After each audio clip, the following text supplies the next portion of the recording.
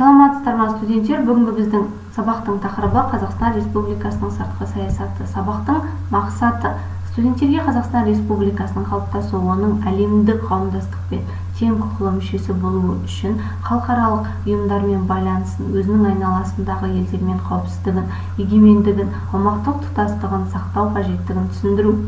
Елдің қауіпсіздігі мен халықаралық беделін көтеру маңыздылығын білуге, қосымша материалдарды пайдалана отырып, студенттерді ізденіске баулу, шығармашылық қабілеттерін арттыру, ой-өрістерін, саяси сауаттылықтарын дамыту. Студенттерге саяси және халықаралық ұйымдардың қызметі туралы түсінік беру, адамзатқа бейбіт өмір сыйлай алатын сауатты қоғам тәрбиелеу.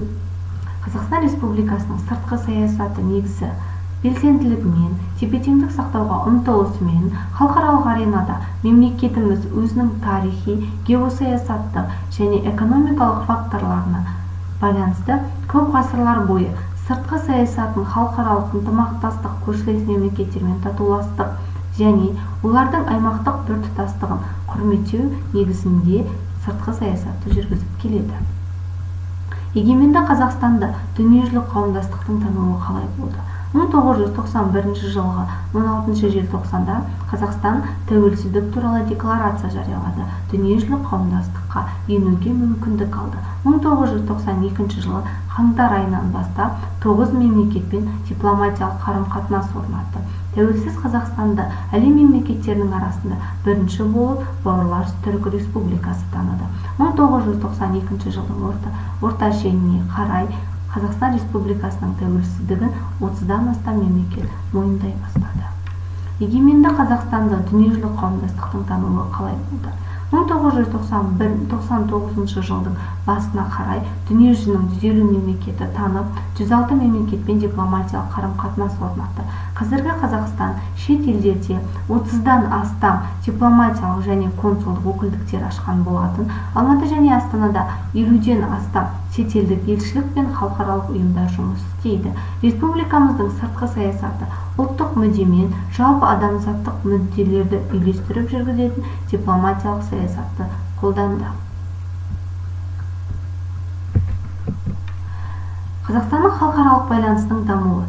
Қазақстан сыртқы саясатында басты үш мәселеге ерекше назар аударады. ТМД, Азия, Европа елдері, ақш, тынық, мұхит, таяу шығыс аймағы елдерімен халықаралық байланысты өркендету. Екінші, мәдени-экономикалық байланысты күшейте отырып, алдыңғы қатарлы өркениетті елдердің қатарына қосылу. Үшінші, Қазақстан сыртқы саясатында ерекше басты назарға аударатын мәселе бұл ең жақын және ең ірі көрші мемлекеттермен жақсы қарым-қатынаста болу, яғни Ресей және Қытай мемлекеттерін атап өтсек болады. Қазақстан және Ресей байланыстары.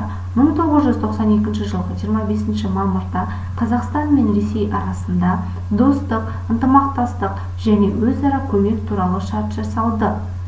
Оны дамыту мақсатында 1995 жылғы 20 қаңтарда Қазақстан мен Ресей ынтымақтастығын кеңейту туралы декларация жарияланды.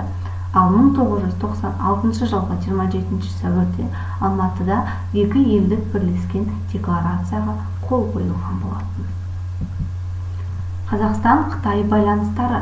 1992 жылғы тамызда Қазақстан президентінің Қытай Халық Республикасының алғаш сапары болды. Нәтижесінде барлық байланыс жолдары ашылды. 1994 жылы сәуір айында Қазақстан мен Қытай арасында шекара аумағын заңдастырып бекітіп белгілеу жөніндегі келісімге қол қойылған болатын. Қазақстан-ақш байланыстары. Қазақстанның сыртқы саясатында ақш-пен қарым-қатынастың маңызы өте зор болып келеді.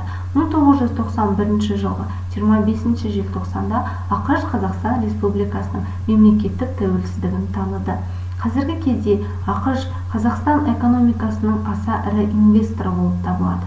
1997 жылы Қазақстан мен ақш арасындағы экономикалық әріптестік бағдарламасы жасалды. 1999 жылы желтоқсан айында Қазақстан мен ақш арасында келісім орнатылды.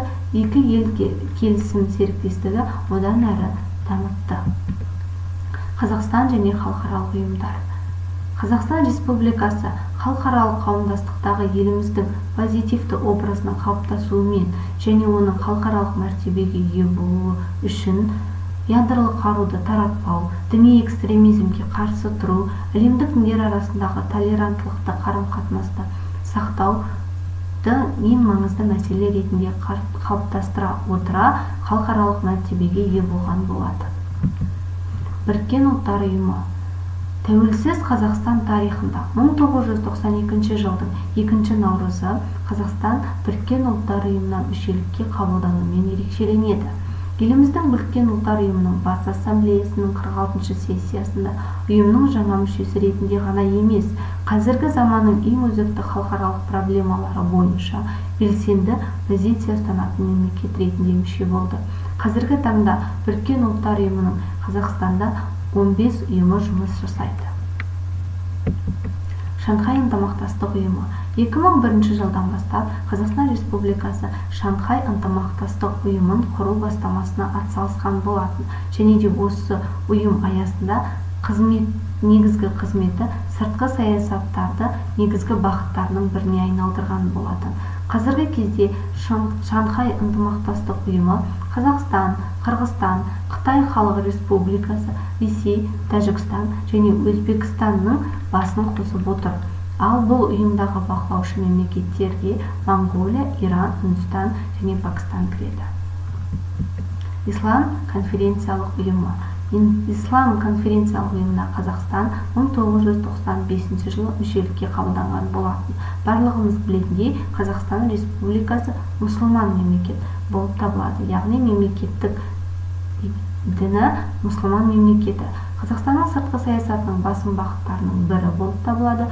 Ислам әлемі Қазақстанды мұсылман қауымдастығының ажырамас мүшесі ретінде қарастырады. Европадағы қауіпсіздік пен ынтымақтастық ұйымы. Қазақстан тәуелсіздік алғаннан кейін Европадағы қауіпсіздік пен ынтымақтастық жөніндегі кеңестің тәжірибелерін бөлісу мақсатымен оның негізгі принциптерін басшылыққа алуға міндеттеме қабылдайды. Екі жақты тығыз байланыс орнатады. Жалпы Европа қауіпсіздік және ынтымақтастық жөніндегі ұйым басшылары Қазақстанға алғашқы ресми сапары ретінде 1993 жылы келген болады. ЮНЕСКО. ЮНЕСКО жалпы алғанда Біріккен ұлттар ұйымының бір бөлімі болып табылады. ЮНЕСКО Қазақстанда биологиялық әртүрлілікті сақтау мақсатында елдің ерекше қорғалатын табиғи аймақтарын ЮНЕСКОның дүниежүзілік табиғи және мәдени мұрасы және адам және биосфера бағдарламасы бойынша аймақтар тізіміне кіргізу туралы шараларды іске асыруда бірлесіп жұмыс атқаруда. Яғни бәріміз білетіндей, Қазақстанда Байқоңыр ғарыш айлағы мен Арал теңізі әлемдік проблемаға айналып отыр. Бұнымен қатар, Қазақстан халықаралық ұйым ЮНИСЕФ, Біріккен ұлттар ұйымының балалар қоры ЮНИСЕФ, Қазақстан Республикасының өзінің жұмысын 1992 жылы бастаған болатын. Негізінен денсаулық сақтау саласында шұғыл жедел жәрдем көрсетуді насихаттайды.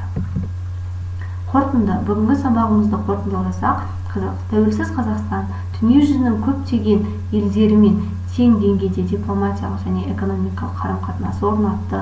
Тәуелсіздік жылдары еліміздің сыртқы саясатының күш-жігерінің арқасында орасан зор тарихи маңызы бар міндеттер орындалды.